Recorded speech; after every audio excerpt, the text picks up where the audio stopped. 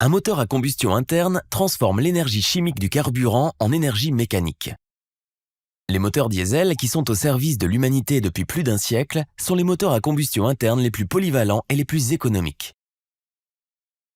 Pour libérer efficacement l'énergie chimique du diesel, le carburant est mis en contact, sous forme pulvérisée, avec de l'air à haute température et à haute pression. Cette énergie est transférée avec efficacité sous la forme d'une énergie mécanique par rotation.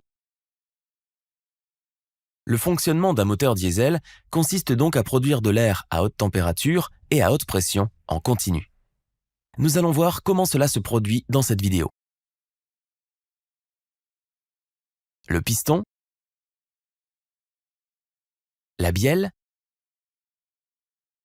la manivelle et le cylindre forment un mécanisme appelé mécanisme à manivelle coulissante.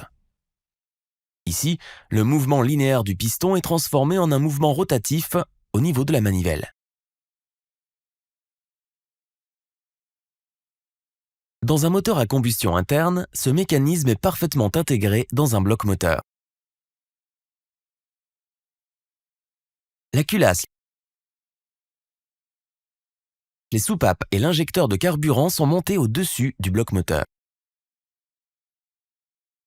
Lorsque le piston se déplace vers le bas, les soupapes d'admission s'ouvrent et l'air frais de l'extérieur est aspiré, ou en d'autres termes, le moteur respire.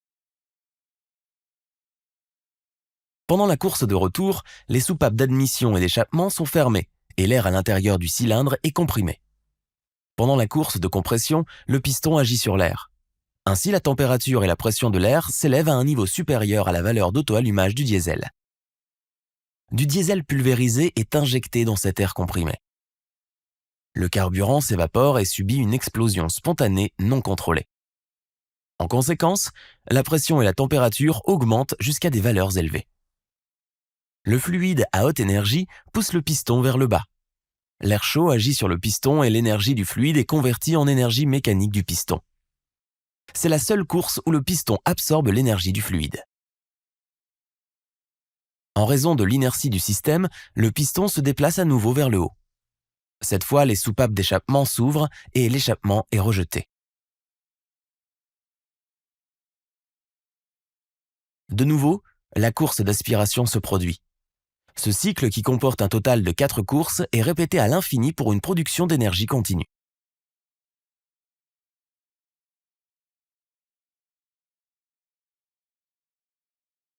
Vous avez peut-être remarqué qu'un bol est prévu sur le piston du moteur diesel. Pendant la course de compression, ce bol aide à produire de l'air qui tourbillonne rapidement. Ainsi, le carburant injecté se mélange efficacement avec l'air.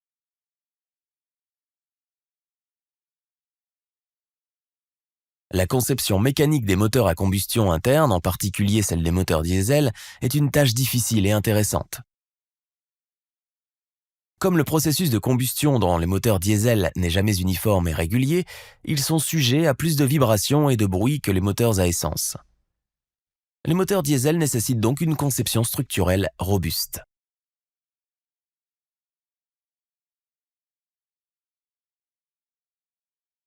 Sur les 4 courses, c'est seulement au cours de la course de travail qu'une force énorme est exercée sur le piston. Ainsi, un moteur monocylindre aura toujours une force élevée et non uniforme, comme le montre l'illustration. De même, la puissance de sortie variera également.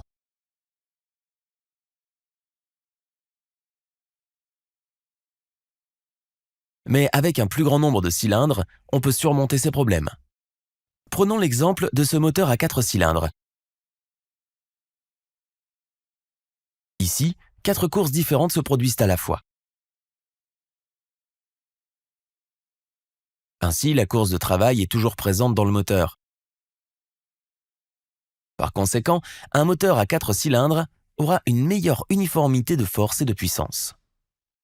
En bref, plus un moteur a de cylindres, plus il fonctionne en douceur.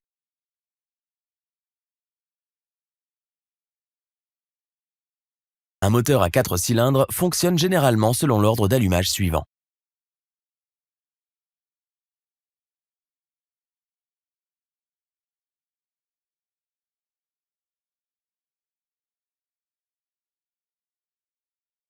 Un volant d'inertie lourd qui agit comme un réservoir de puissance aide à compenser la non-uniformité de la puissance. Un énorme déséquilibre se produit alors sous la forme d'un déséquilibre dynamique dû à la masse excessive du côté de la bielle.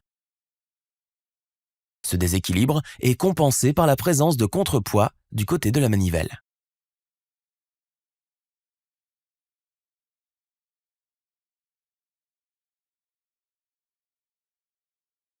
L'ouverture et la fermeture des soupapes sont commandées avec précision par une paire d'arbres à cames.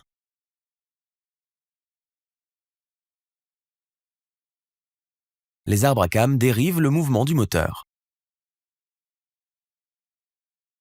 On voit bien que les arbres à cames doivent tourner à la moitié de la vitesse du vilebrequin.